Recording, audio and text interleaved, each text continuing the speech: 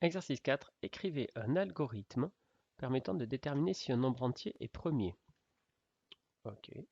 Alors, on va faire comme pour l'autre exercice. On va réfléchir un peu à comment on pourrait faire ça. Alors, exercice 4. Montrer qu'un nombre est premier, il faut montrer qu'il a deux diviseurs uniquement. Donc, il faut vérifier tous ces diviseurs et montrer qu'à la fin, on n'en a que deux. En fait, c'est pas la peine de montrer qu'on en a deux, parce qu'on sait que quel que soit le nombre, il y a toujours au moins un et lui-même. Si P est un nombre, il a au moins un et P comme diviseur. Donc c'est même pas la peine de vérifier. Ce qu'il faut essayer, c'est chercher si par hasard on n'en aurait pas un autre.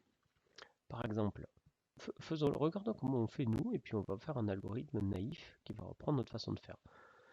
Alors par exemple, je veux montrer que je veux montrer que 9 n'est pas premier. Alors qu'est-ce que je fais? Normalement, je vérifierai est-ce que 9 est divisible par 1. Aucun intérêt, c'est toujours vrai.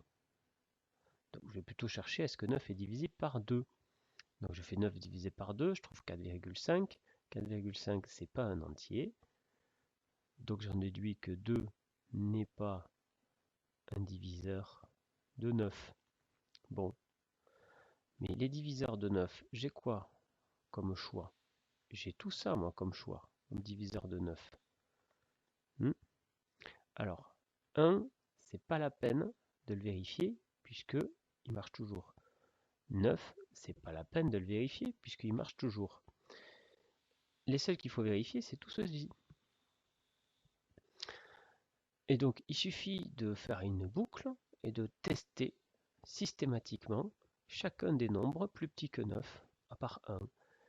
Et si à la fin j'ai échoué à diviser 9, à réellement diviser 9, c'est-à-dire avec un reste qui vaut 0, j'arrive dans les entiers, et bien ça voudrait dire que 9 est premier. Sauf que, vous voyez, dès 9 divisé par 3, je trouve 3. 3 c'est un entier. Donc, 9 égale 3 fois 3. 9 n'est pas premier. Vous voyez, je suis arrivé là. Stop. Et du coup, c'est pas la peine de tester tous les autres. Puisque, hop, ça y est, j'ai trouvé qu'il n'était pas premier. Donc, je dois m'arrêter. Alors, qu'est-ce que ça veut dire ça? C'est un excellent exercice, ça, parce qu'il va vous permettre de bien faire la différence entre une boucle for et une boucle while.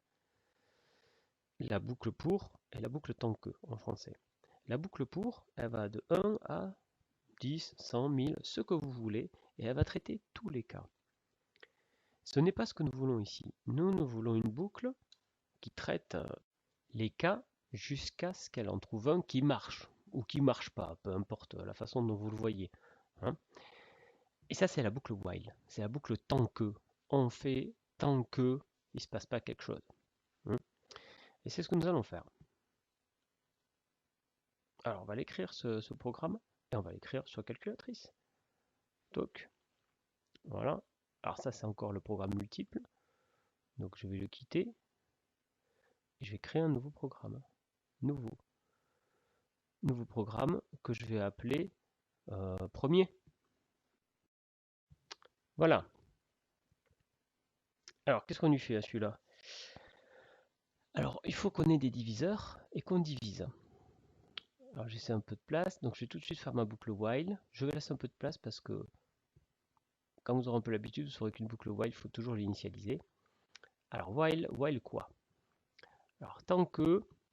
Donc, qu'est-ce que je vais faire? Je vais faire la division de 9. Mais je vais faire exactement ça, là. Je divise par 1, je divise par 2. Donc, le premier diviseur, ce sera 2. Donc, je vais l'appeler D, le diviseur. Et puis, le nombre qu'on rentre, oui, il va falloir prendre en entier un nombre. Tiens, je vais peut-être tout de suite le saisir. Puisque en entrée, il faut prendre prompt, le nombre. On va l'appeler grand N. Le nombre dont on veut étudier la primalité.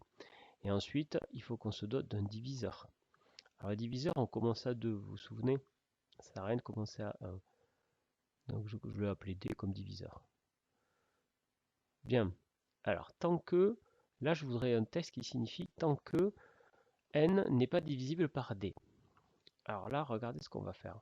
Qu'est-ce que ça signifie qu'un nombre... Alors, divisibilité, comment on va faire ça? comment je sais que 9 n'est pas divisible par 2? Ben, j'effectue 9 divisé par 2, et là j'obtiens 4,5. Et c'est pas un entier. Et c'est ça qui me permet de dire, c'est parce que c'est pas un entier que ça me permet de dire que c'est pas divisible. Au contraire, quand je fais 9 divisé par 3, j'obtiens un entier, donc là je sais que c'est divisible. Alors comment je pourrais implémenter dans ma machine à calculer la question es-tu un entier, n'es-tu pas un entier? Eh bien on va utiliser une fonction de la calculatrice, je vous montre, qui s'appelle la partie entière. Alors c'est dans maths, nombre, partie entière, oui, 5. Alors, on va l'utiliser, vous allez comprendre. Par exemple, c'est quoi la partie entière de 9,5? Alors, partie décimale, 5 parties entières. Partie entière de 9 divisé par 2. Qu'est-ce que c'est?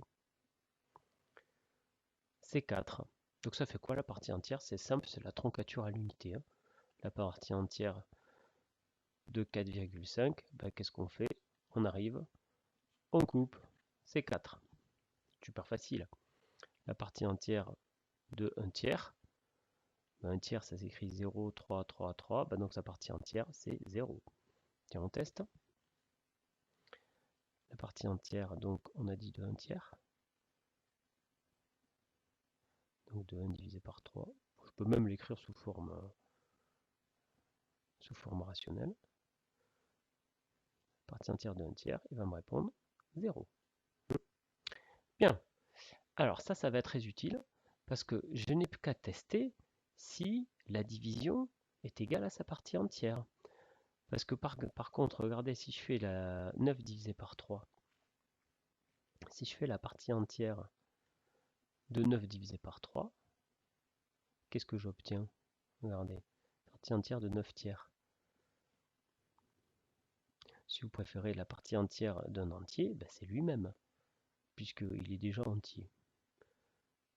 Vous voyez, 9 tiers, ça me rend 3. Donc j'ai qu'à faire ça comme test. J'ai qu'à dire, est-ce que la division, la partie entière de ma division, est égale à la division? Si elle est égale, ça veut dire que c'est un entier. Si elle n'est pas égale, ça veut dire que ce n'est pas un entier. C'est classique. Hein. Edit, premier. Alors allons dans while. Donc là, je veux faire la division de n par d. N divisé par d. Voilà.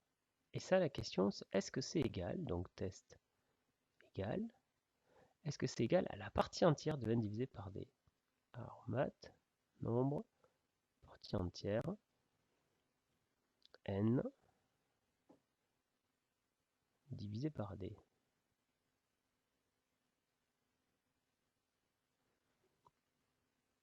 Fermez la parenthèse. Alors, imaginez 9 divisé par 2, ça fait la partie entière de 9 divisé par 2, ça fait 4. 4,5 n'est pas égal à 4, donc je continue mon while. Et du coup, là j'étais à 2, ben, il faut que je passe à 3. Donc il faut que j'incrémente de 1 mon diviseur. Ben, c'est ce que je vais faire. Donc du coup, là je fais l'incrémentation d plus 1 store dans d. Ah, pardon, dans d. Et puis fin de la boucle. End. Toujours mettre à la fin de la boucle, sinon il ne sait pas s'arrêter. Hein. Continue. Donc là, de toute façon, cette boucle, elle va s'arrêter dès que, bah, au pire, quand je vais faire n divisé par n. Parce que n divisé par n, ça fait 1. Et du coup, sa partie entière, c'est 1. Donc de toute façon, elle va s'arrêter. Et à la fin, il faut savoir, ben, ça dépend ce qui nous renvoie. Déjà, qu'est-ce qu'on pourrait faire? On va déjà tester comme elle est là. Là, on va faire un petit display. On va tester si notre boucle marche. Hein, il n'est pas fini le programme. Entrée-sortie. Parce que la dernière fois, j'ai fait le programme d'une seule traite. C'était exagéré. Hein. Faisons-le, la display. On va renvoyer D. Tiens, on va voir le D qui nous renvoie. D'accord? Donc le fameux diviseur. Donc ce D, c'est le premier diviseur qui n'est pas égal à 1, qui nous renvoie. D'ailleurs, on pourrait s'arrêter là. Hein. Alors, allons-y, j'envoie le programme premier. Hop, donc là, il me demande n. Bon, ben, on va faire avec 9. Alors, il me dit que 2. Qu'est-ce que c'est que ce délire? Ouh, ça marche pas, ça. C'est bizarre, vous avez vu, il me renvoie 2. Il devrait me renvoyer 3. Bon, bah ça marche pas.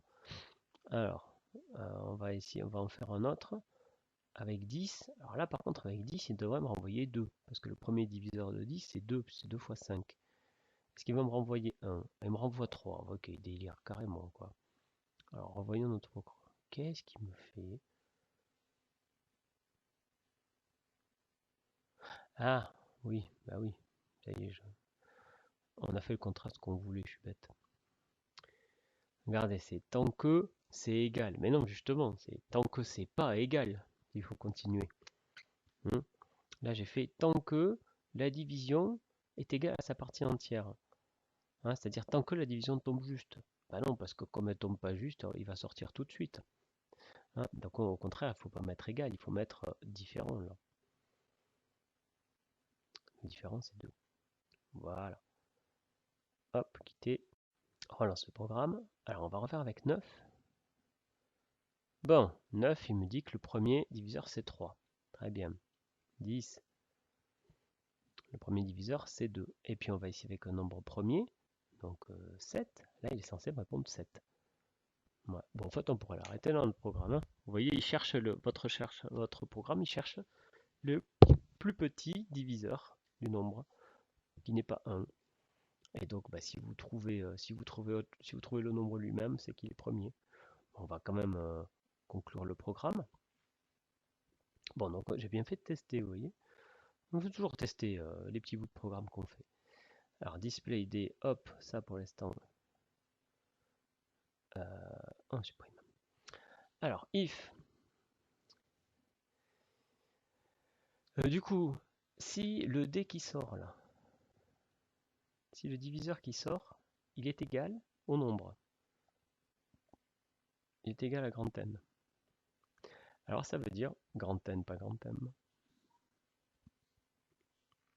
Alors, donc den, ça veut dire qu'on est face à un nombre premier. Donc display, le N est premier.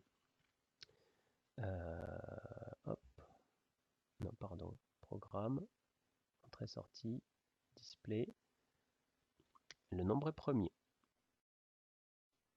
Sinon, donc else, programme, else, display, alors on va dire il n'est pas premier et on va donner sa décomposition.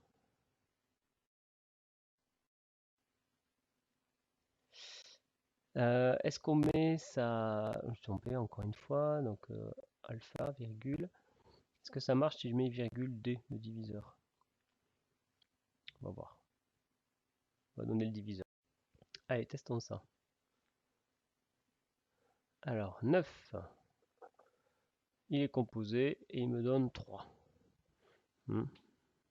Ouais. 10. Il est composé, il me répond 2. 11, qui est un nombre premier. N est premier. Et c'est tout, il n'a rien d'autre à me dire. Bien, ben voilà. Allez, je vous remets à l'écran le code. Et fin de l'exercice.